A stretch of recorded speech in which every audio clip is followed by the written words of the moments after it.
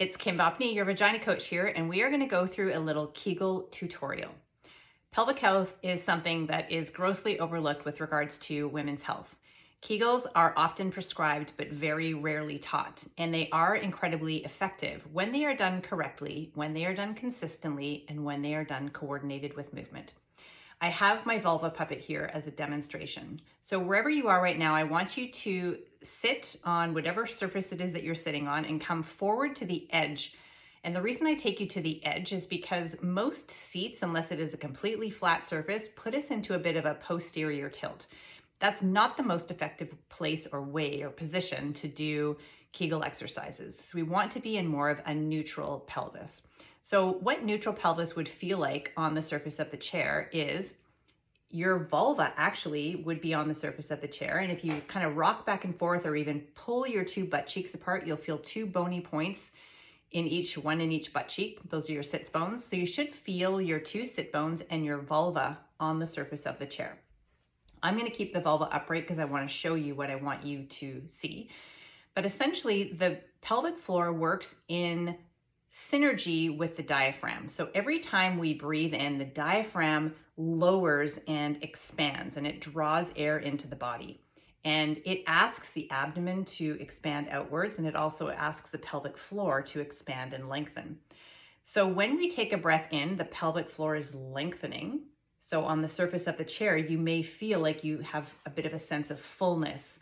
You could also imagine your labia majora, labia minora, are like lungs, and they're filling up with air as you take a breath in. You could also visualize blossoming your vulva. So that's your in-breath. Inhales are about bringing air into the body and expanding through the abdomen and the pelvic floor to give space for that air to come in.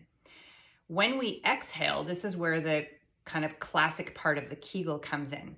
I want you to purse the lips on your face, not these lips, these lips. You're going to blow as if you're blowing through a straw or blowing out a birthday candle. What you should feel is that sense of fullness leaves. It's a little bit less full. You might feel a little bit of retraction away from the surface of the chair. Okay, so just get familiar with that inhale, lengthen, and that exhale, sort of subside. Okay, inhales, exhales. Now we're going to add on a voluntary pelvic floor contraction. So I want you to inhale, expand the pelvic floor. So think of blossoming your vulva. Now I want you to purse the lips on your face and blow. And imagine picking up a blueberry with your vagina and your anus.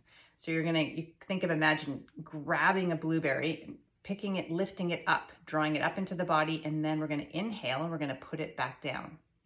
You could also imagine sipping a smoothie through a straw with your vagina. So again, we've got our vulva puppet tipped over. Imagine you have a straw here, and you're going to inhale and expand and blossom.